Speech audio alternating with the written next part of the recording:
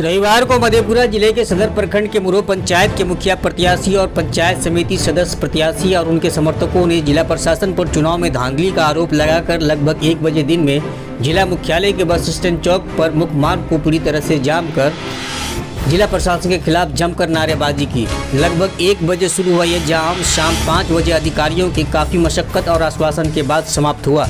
जाम स्थल पर उपस्थित सदर प्रखंड के मुरो पंचायत के मुखिया प्रत्याशी सपना कुमारी के पति लक्ष्मण भारती ने बताया कि मतगणना के दिन बूथ नंबर 212 में जब ईवीएम डाटा लॉस नजर आई तो वहां पर उपस्थित अधिकारियों को आगे किसी भी बूथ का मतगणना रोकने के लिए बार बार निवेदन किया गया, लेकिन मतगणना का कार्य नहीं रोका गया। उन्होंने कहा कि मतगणना होने के बाद भी अधिकारियों से निवेदन किया गया कि मतों का निर्णय अभी रोक लिया जाए और बूथ नंबर 212 पर चुनाव होने के बाद ही उसे सुनाया जाए, लेकिन इस निवेदन को भी अधिकारियों ने नहीं मानी और बूथ नंबर 12 को छोड़कर सभी बूथों के मतों की गिनती कर सभी प्रत्याशियों और समर्थकों के समक्ष रख दी। साथ ही सिर्फ एक बूथ के चुनाव की तिथि भी निर्धारित कर दी। मुखिया प्रत्याशी के समर्थक सौरभ कुमार ने मांग किया है कि या तो मुरो पंचायत के सभी बूथ पर फिर से मतदान करवाया जाए या फिर बूथ नंबर 212 के ईवीएम की रिकवरी कर उसी ईवीएम का पुनर्मतगणना किया जाए। वहीं पंचायत समिति सदस्य मदनपुर पंचायत क्षेत्र संख्या 10 से हार चुके प्रत्याशी रंजू देवी के पति फुलेंद्र यादव ने बताया कि मतगणना के बाद अधिकारियों द्वारा उन्हें बताया गया कि उनकी पत्नी रंजू देवी ने अपने निकटतम प्रतिद्वंदी आशा देवी को हराकर विजय हासिल कर लिया है। साथ ही उन्हें प्रमाण पत्र लेने के लिए भेजा गया।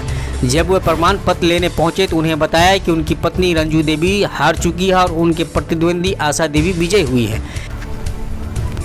बहरहाल लगभग 3:30 बजे मौके पर मौजूद अधिकारियों से वार्ता के बाद मदनपुर पंचायत क्षेत्र संख्या 10 से हारे प्रत्याशी रंजू देवी के समर्थक जाम समाप्त कर घर चले गए, लेकिन मुरहो के मुखिया प्रत्याशी सपना कुमारी के समर्थक जाम स्थल पर डटे रहे।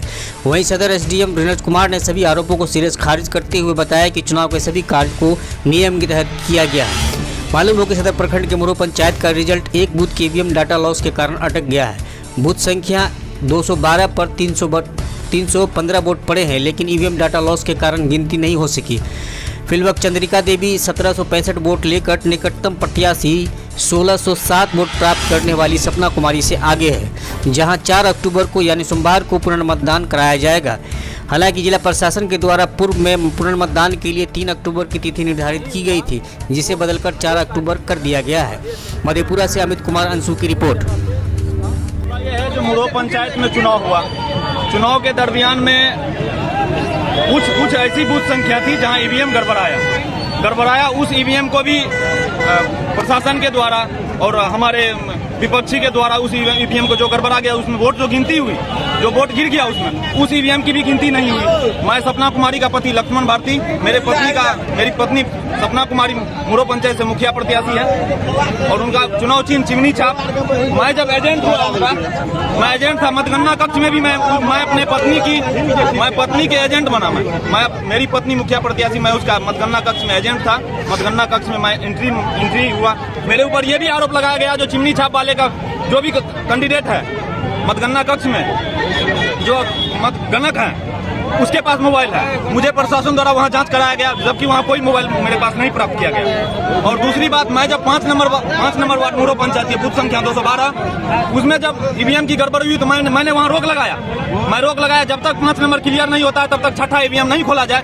इसमें प्रशासन के मिलीभगत और हमारे जो भी अंडर में पदाधिकारी थे मतगणना कक्ष में, उसकी मिलीभगत और हमारे द्वितीय पक्ष के मिलीभगत से उस ईवीएम को बाकी ईवीएम को खोला गया और गणना की गई।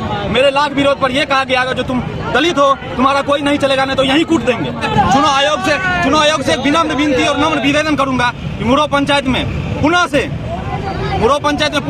कम तो मुखिया प्रत्याशी का चुनाव कराया जाए, या नहीं तो उस ईवीएम को, जो ईवीएम पहले से जिस ईवीएम में वोट गिराया गया, वो ईवीएम लाकर पदाधिकारी महोदय के सहयोग से, जहां से भी ईवीएम कंट्रोलर जो भी ईवीएम के एक्सपर्ट हैं, उनसे लाकर के उसी ईवीएम को खोला जाए और उसमें मतदाता जो भी मतदान किए हैं उस मत को रिकाउंटिंग कराया जाए। बस मेरी यही विनती है। अन्यथा हमारी ये आंदोलन और जारी रहेगी। हम लोग अगर यदि चुनाव आयोग हमारी नहीं सुनेगी, हम लोग अंतिम तक में सिविल कोर्ट, हाई कोर्ट और सुप्रीम कोर्ट तक का भी दरवाजा खटखटाएंगे। क्या नाम है? मेरा नाम लक्ष्मण भारती, सपना कुमारी, मुखिया पंचायत मतनाजा वार्ड नंबर 1 से हूँ, क्षेत्र संख्या 10, जो कि मेरे अंकल समिति से खड़ा हुए थे।